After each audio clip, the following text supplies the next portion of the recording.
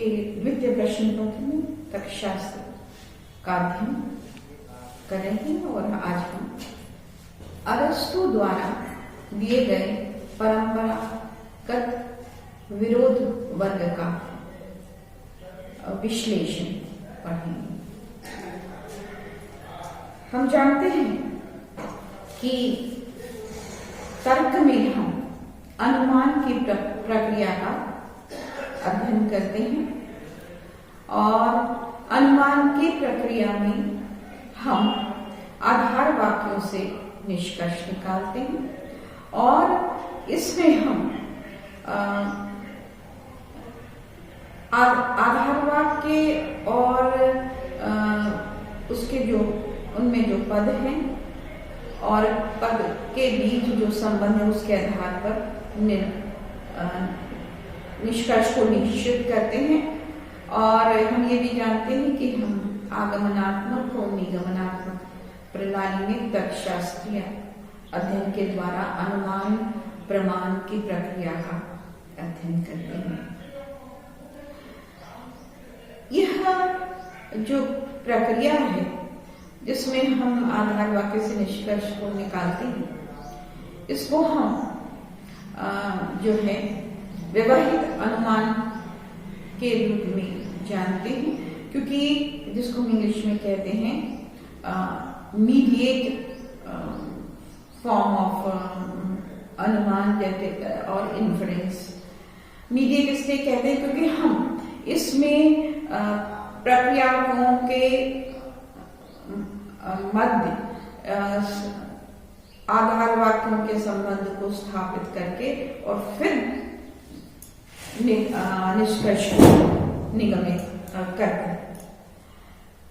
आज हम देखेंगे कि अरस्तु ने ट्रेडिशनल स्क्वायर ऑफ ऑपोजिशन का एक इमीडिएट अनुमान की प्रक्रिया बताई है, जो कि बड़ी ही इमीडिएट शब्द को वाकई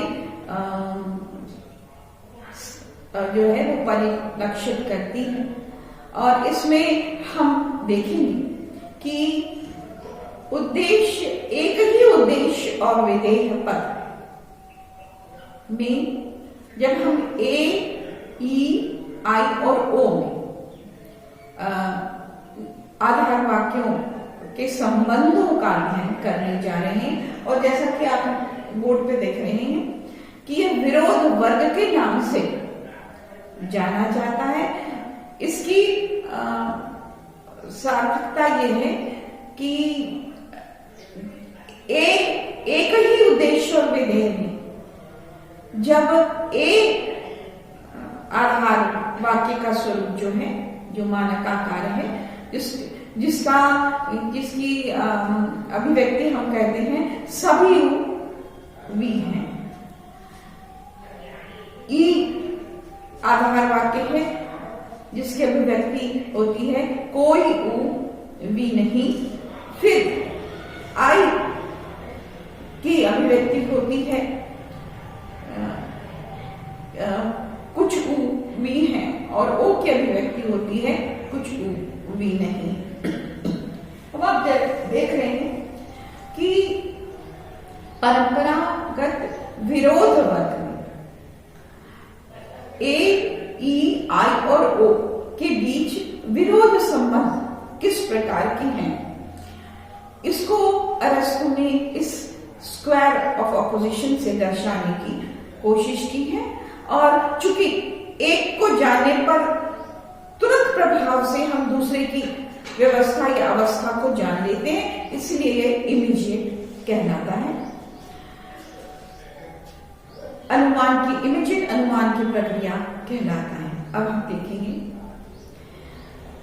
कि इसमें आधिकारिक रूप से हम ये जान लें कि उद्देश्य और विधेय पद बदलते नहीं है।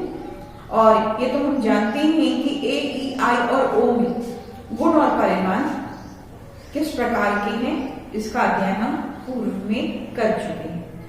अब हम देखेंगे कि इन चारों के रिलेशन जो है, पहली अवस्था हम 8 प्रकार की अवस्थाएं देखेंगे विरोध वर्ग के अध्ययन को बताने के लिए, और हम पाएंगे कि जब ये ए ट्रू होता है, ए जब ट्रू होता है यानी यह सत्य होता है, तो ई, आई और ओ कैसे होंगे।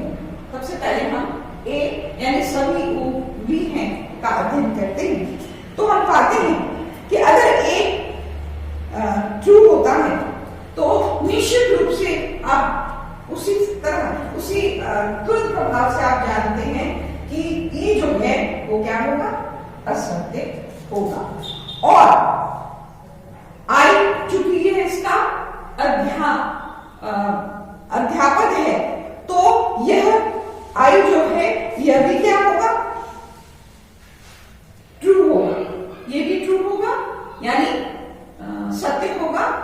और ओ चूंकि यह इसका व्याघातक है, तो ये क्या होगा, ये असत्य होगा यानी फॉल्स होगा। यह पहली अवस्था है विरोध वर्ग की। दूसरी अवस्था ई बीइंग ट्रू, जिसका अर्थ है कि अगर ये सत्य है तो बाकी की कैसी अवस्था होगी, तो ए सत्य है, अगर ई सत्य है तो निश्चित रूप से ए क्या होगा, ये असत्य होगा। और जो आई है ये व्याघातक होने के कारण यह भी क्या होगा, यह असत्य होगा। और यह इसका सब ये जो है, यह इसका क्या है, जो इंग्लिश में हम इसको कहते हैं सबऑर्डिनेट, तो यह जो है यह इसके सत्य होने पर ओ जो होगा वह भी क्या होगा, वह भी सत्य होगा, क्योंकि वह ये इसकी स्थिति है अध्यापक। अब हम देखते हैं आई। जब ये आई सत्य है तो बाकी की स्थितियां किस प्रकार की होंगी। अगर आई जब सत्य है तो व्याघातक होने के कारण ई जो है वो क्या होगा, असत्य होगा। जबकि ए और ओ जो है वो क्या नहीं होते, इससे डिटरमिन नहीं होते, तो हम कहते हैं यह अडिटरमिन जो है यह अंडर डिटरमिन्ड रहेंगे। अब हम आते हैं ओ पर, तो ओ जब ओ सत्य होगा तो व्याघातक होने के कारण ये जो है ए असत्य हो जाएगा, और ई और आई, ये ई और आई अनडिटरमिन्ड रहेंगे। अब हम आते हैं ए के, अब हम ए ई आई ओ के पहले असत्य अवस्थाओं को देखेंगे और उससे कैसे इनके आपस में रिलेशन बनते हैं। तो हम पाएंगे कि अगर ए असत्य होगा, ए असत्य होगा, तो ये जो ओ है, ए असत्य होने पर जो ओ है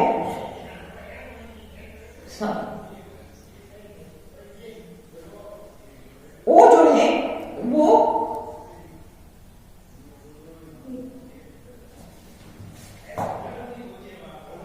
यह व्याघातक है, और इसीलिए ओ जो है वो क्या हो जाएगा, वो सत्य हो जाएगा।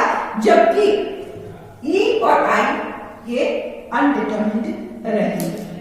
फिर हम देखते हैं ई अगर असत्य है, ई अगर असत्य है तो आई जो है ई अगर असत्य है तो आई क्या हो जाएगा,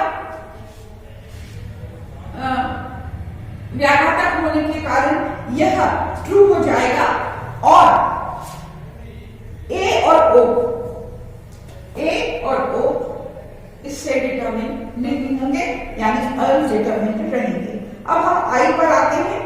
अगर हम आई को फॉल्स माने तो चूंकि यह इसका अध्यापक है, तो आई के फॉल्स मानने पर जो है हम ए भी फॉल्स होगा और ई व्याघातक होने के कारण ट्रू हो जाएगा और ओ जो है वह ये ट्रू है, इसलिए ये भी क्या हो जाएगा, ट्रू हो जाएगा। ये अध्यापक है इसका, इसलिए।